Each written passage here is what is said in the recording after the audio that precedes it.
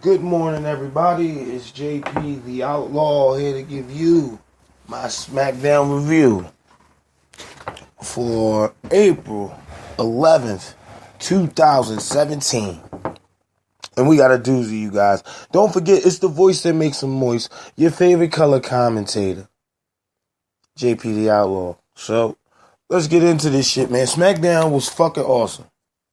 Smackdown was fucking awesome. They opened the show up with Kevin Owens coming out to the ring, declaring himself the face of America. Also, coming from Quebec, Canada, Kevin Owens goes on to say that Canada is way better than America. And there's not a better U.S. champion to represent America than Kevin Owens.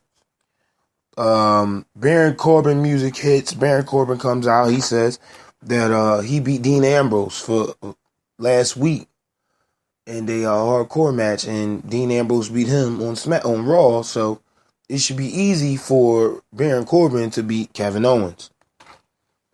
Well, freaking Sami Zayn music hits, and yes, Sami Zayn is currently on SmackDown. Sami Zayn is on SmackDown thank God he's on SmackDown. Because if they would have kept him on Raw and not used him correctly with all that talent they just got from SmackDown, clusterfuck. It would have been a true clusterfuck. But I knew Sami Zayn wasn't going to be on SmackDown, and I would have kept Owens on Raw. You got to separate these two because they fought each other so many times. It's like fucking oh, jeez, who used to go at it all the time back in the day? Kurt Angle and Chris Benoit. It's just like that. Chris Benoit, the Crippler, versus fucking Kurt Angle. Come on. Or even Chris Benoit versus Bret Hart in WCW. The Master of Execution versus the Rabbit Wolverine, if you remember that. But it's the same story here. What I would do, keep these two separated, and just to build to a bigger story. It should all be on the line when the next time these two meet, career versus title, or something of that nature. Because again, Sami Zayn and Kevin Owens is real friends in real life, so it's well documented. But you got to make the stakes higher. That like every time these two meet, it should go up to the next level.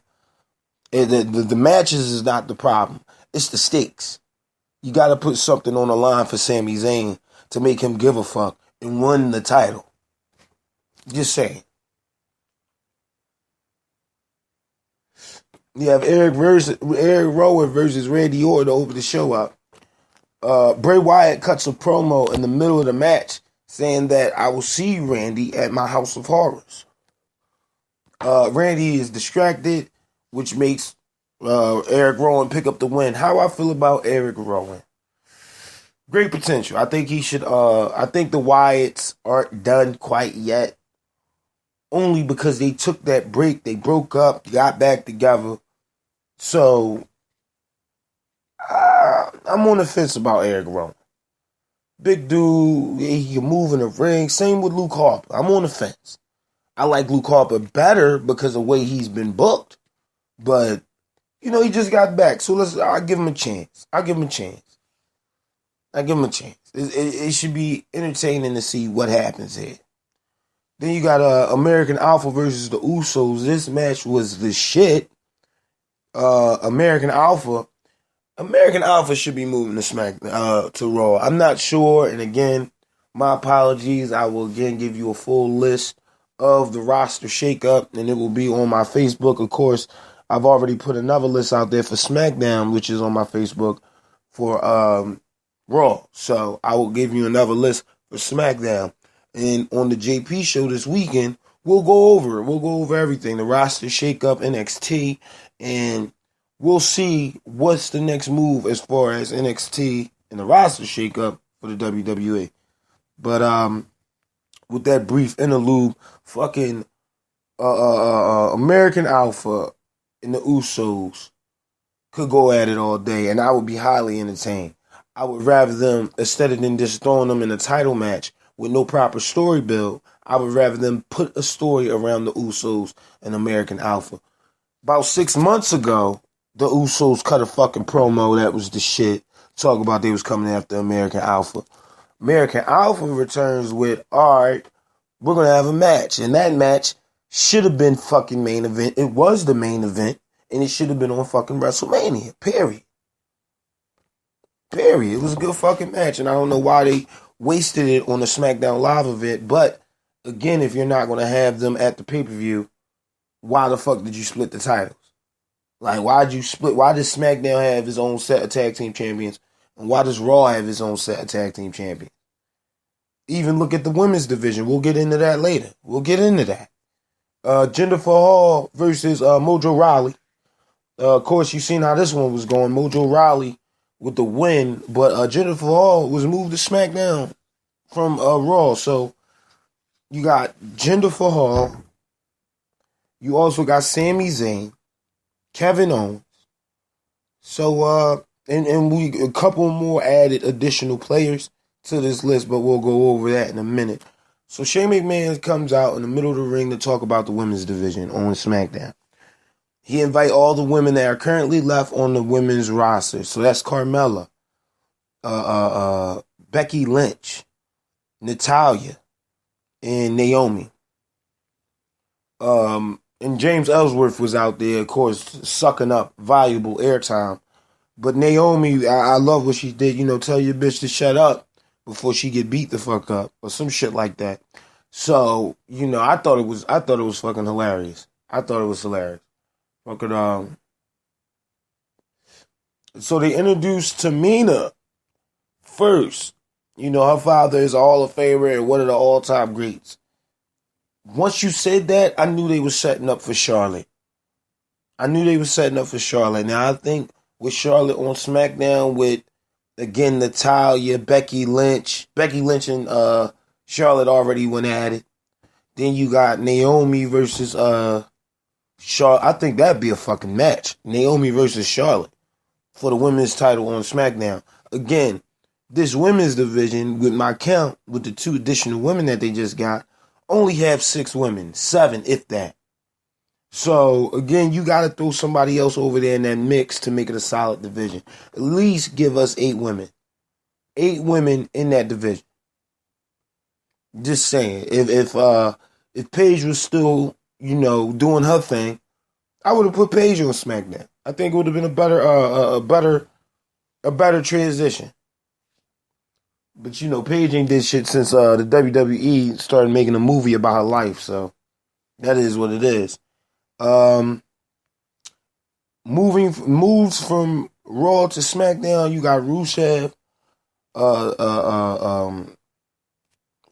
Sin Cara, and then you got New Day. So, they're all coming to SmackDown. Aiden English versus Ty Dillinger. Good match. Ty Dillinger picks up the win. I would like to see Ty Dillinger go at it with Baron Corbin before his title shot. I think Baron Corbin is one of those guys that will eventually, of course, get the title, but he's one of those guys that will put on a great match just because of his height. Just because he's one of those big dudes, he could toss you around, fuck you up. He reminds me of a young Undertaker, to be honest with you. Undertaker wouldn't come, when he came out, he didn't say anything, he fucked you up. Baron Corbin, his first run in NXT, he really didn't say much. He didn't have too good of mic skills, so he kept the mic from him, which brought more intrigue to Baron Corbin. You see what I'm saying? So I think he would be a great guy for this, like, next step up, like you use like Dolph Ziggler, which we'll get into right now. Dolph Ziggler's in the middle of the ring. He tells everybody that, I'm not going anywhere. I'm a SmackDown Live guy. And then comes out Shinsuke Nakamura. So Dolph Ziggler goes and say, who the hell do you think you are? This is my ring. You just got here. I know you new here. And the crowd's going fucking crazy. Shinsuke chants all over the fucking crowd. It's nothing you can do with that, Dolph. Shinsuke Nakamura is more over now than he's ever been. Especially on SmackDown. And especially with the roster shakeup. Just imagine the matches you can get. Shinsuke versus Kevin. Shinsuke versus AJ. Shinsuke versus Dolph, which I think that's going to be a fucking match stiller. Dolph Ziggler can go. It's just the fact that they are not promoting Dolph Ziggler. And again, I don't see why. Don't see why at all. We get down to the number one contender match, which was announced early in the show for Kevin Owens' U.S. title.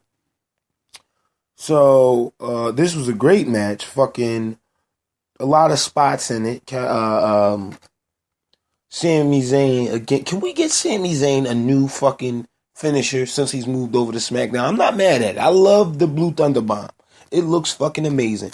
But if it's not going to win you a match, why the fuck do you keep using it? You got to come up with another move, Sammy. Especially on SmackDown. You got to switch it up. Why do you think Jericho kept coming up with moves? The man with 1,000 moves. He did it only to switch it up. Yeah, he had the Lion Tamer. Yeah, he had the fucking Walls of Jericho. He had all that. But again, you got to switch it up for him. AJ Styles actually winds up picking up the win here, which is kind of cool. I would rather see Kevin Owens go up against AJ versus Kevin Owens and Baron Corbin. I don't think it's time for Baron Corbin to get a title just yet. Give him one more year in the trenches, and we'll see. I mean, he has to get more high quality matches, more profile matches, but they're booking him right. You know what I mean? They're putting him against the names he need to go against. Dean Ambrose, Sami Zayn, got fucking The Miz, Dolph Ziggler. They're putting him against the names he needs to go against. Like, fuck, I wouldn't mind seeing fucking Baron Corbin versus Shinsuke Nakamura. Just saying. But I'm about to get out of here, people. So, of course, I'm going to leave you with my final notes. It's never good to be a tattletale or a rat or a cop. Now, not a cop in the sense of protect and serve the people, but a cop in the sense of I need to do my duty as a law enforcer and tell on people. I think the problem with this generation and the times we live in now, motherfuckers are overly sensitive. And you can say something, but at the same time, what's the point? If I can't talk the way I would talk to, I would say, anybody on the street, if I can't talk to a person like that and I gotta curve my tongue and watch what I gotta say, then I don't think we should talk at all. I think that you should do your best to stay away from me because it may be a problem in the near future. And that's just the way I work. I'm not one to tattletale or run my mouth about something that I know nothing about. And even if I don't know about it, I'm getting clues to figure this shit out. Just saying. Nobody likes a fucking rat. Don't be a rat. That's my final thoughts, my final notes of the day. Don't forget to follow me on Facebook, Wrestling Amino, Twitter, Instagram, and YouTube. Don't forget about the YouTube channel. We got video packages, gameplay packages. It's all up there on the YouTube channel, especially when it comes to JP the Outlaw.